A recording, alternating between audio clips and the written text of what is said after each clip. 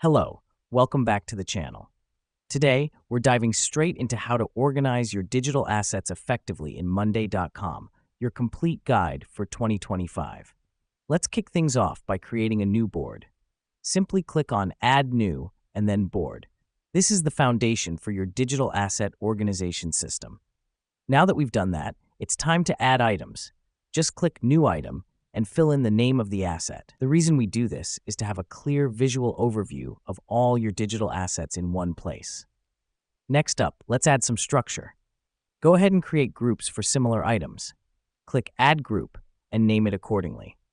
This helps us because it categorizes your items and makes it easier to locate specific assets. Now, let's make use of Monday.com's columns.